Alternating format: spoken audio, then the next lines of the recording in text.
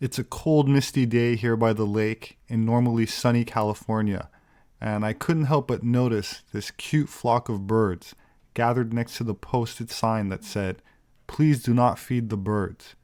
But since no one was around, I figured, hey, what the heck?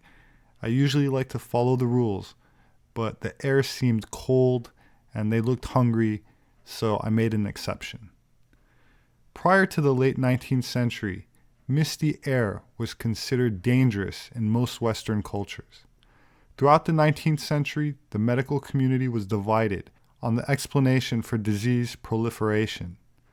On one side were the contagionists, believing disease was passed through physical contact, while others, since ancient times, believed disease was present in the air and carried in the mist or night air.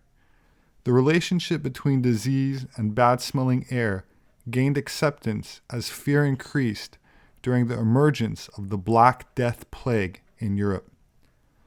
A plague doctor was a medical physician who treated victims of the Bubonic Plague. In times of epidemics, these physicians were specifically hired by towns where the plague had taken hold. Since the city was paying their salary, they treated everyone, both the wealthy and the poor.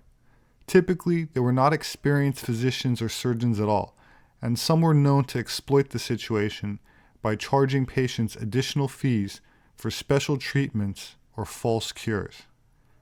Plague doctors practiced bloodletting and other remedies such as putting leeches on the patient's sores.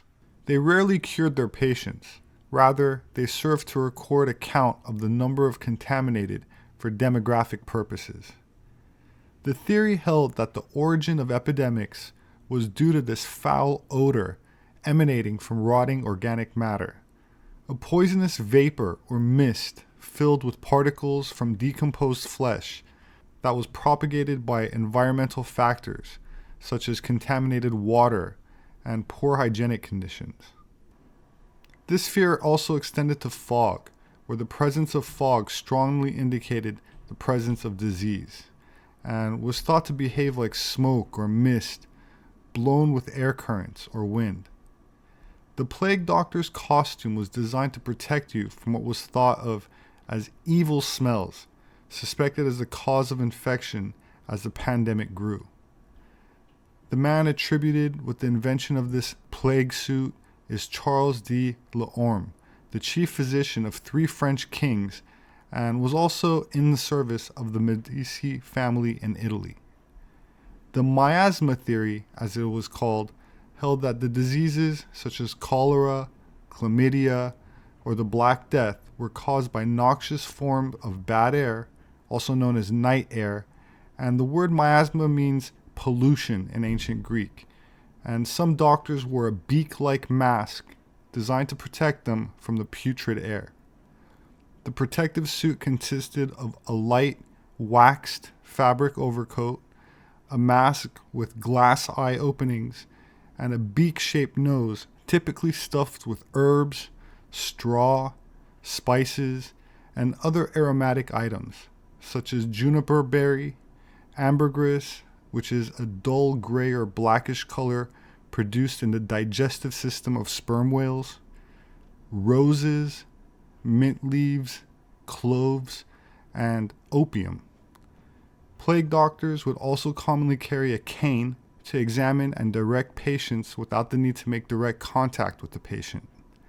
Sometimes patients would be told to drink their own urine or consume medicines made from eggshells or other ingredients, and would also be rubbed with onion, garlic, butter, arsenic, or flower petal compounds, or even be advised to rub animal parts on their body to try to eliminate the illness.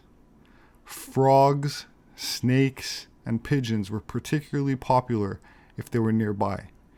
Once infections were lanced, they were often rubbed with a mixture of tree sap, flower petals, and human excrement. As a person near death, they could even be coated in mercury and baked in an oven for a while.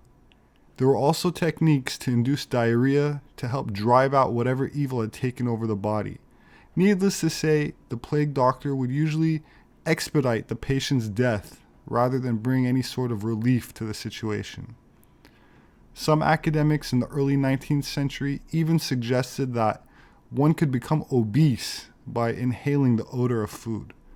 But the theory of illness from bad smells was eventually given up by the turn of the 19th century in Europe by scientists and physicians when it was replaced with the theory that germs were responsible for disease. Another belief during the Middle Ages was that bad things happened because God was dissatisfied with humanity. This meant that people needed to make amends. As a result, self-flagellation became a common treatment for the plague. Individuals would whip themselves in order to atone for whatever sins had brought about the disease. In fact, there were entire groups of flagellants dedicated to the practice. But when a person couldn't whip themselves sufficiently, or were already sick and too weak, they often asked the plague doctor to do it for them. Pope Clement VI even famously surrounded himself with fire to keep the evil of the plague from infecting him. But it was more than likely the heat itself that kept him safe, rather than the fire warding off evil spirits. The Bubonic Plague, or Black Death, resulted in the deaths of an estimated 75 to 200 million people in Eurasia, peaking in Europe from 1347 to 1351, and creating a number of religious, social, and economic upheavals, with profound effects on the course of European history.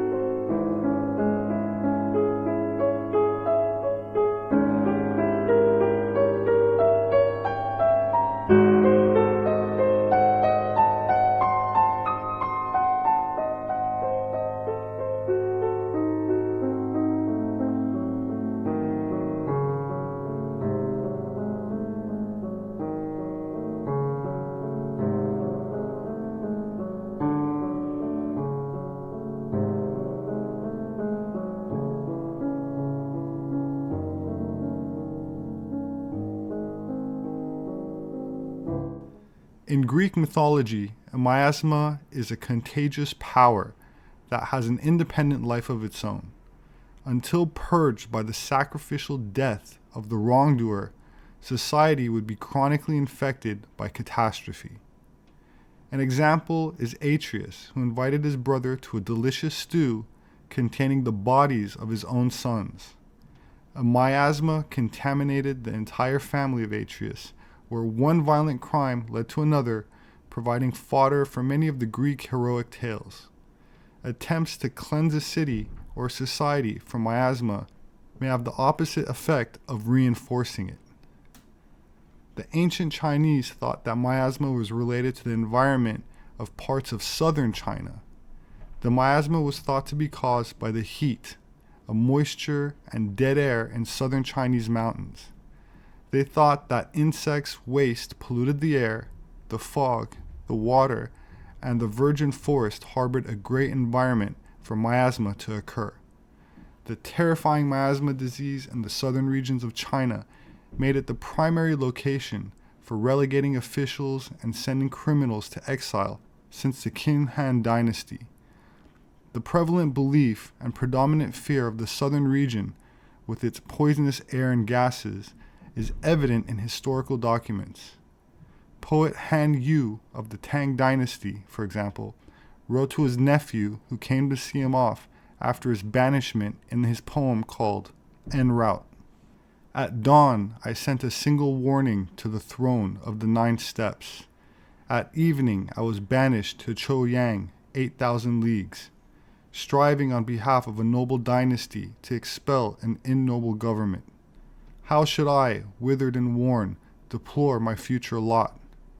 The clouds gather on Chi-in mountains. I cannot see my home. The snow bars the passes of land. My horse cannot go forward. But I know that you will come from the far to fulfill your set purpose, and lovingly gather my bones on the banks of that plague-stricken river. The 1918 influenza pandemic infected 500 million people around the world, or 27% of the then world population, including people on isolated Pacific islands and in the Arctic. The death toll is estimated to have been around 50 million, making it one of the deadliest epidemics in human history. In more modern times, there has been a national emergency declared recently over a global outbreak of the coronavirus. The name is derived from Latin corona, meaning crown, and severity of the effects on humanity has yet to be seen, but will hopefully not be as bad as predicted by most media sources. That said, it is still wise to play it safe and practice good hygiene as we hope for a cure. Panacea, named after the Greek goddess of universal remedy, is any substance that's claimed to cure all diseases or prolong life. It was sought by alchemists in connection with the philosopher's stone, a mythical substance which was considered an elixir of life, and that would enable the transmutation of common metals into gold, among other things. The Cahuilla people of the Colorado Desert region of California used the red sap of the elephant tree as a panacea, used to treat most diseases, but especially skin disorders. It's a species of tree in the frankincense family, but no word yet of its effect on viruses.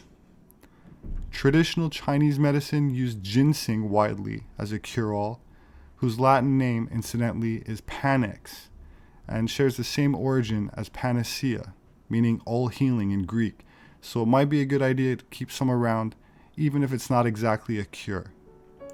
So I hope everyone stays safe out there, and since many schools, events, and travel are being temporarily shut down, it looks like I'll have plenty of time to make more videos. My name is Robert Sepehr. I'm an anthropologist. You can find my published books on Amazon. I'd like to thank those who support me through patreon.com. There should be a link below for anyone interested. Thank you so much to anyone who shares these videos. Please remember to hit the like button and subscribe for updates. I look forward to reading your thoughts in the comment section. Please have a wonderful and safe weekend. I hope to see you again soon.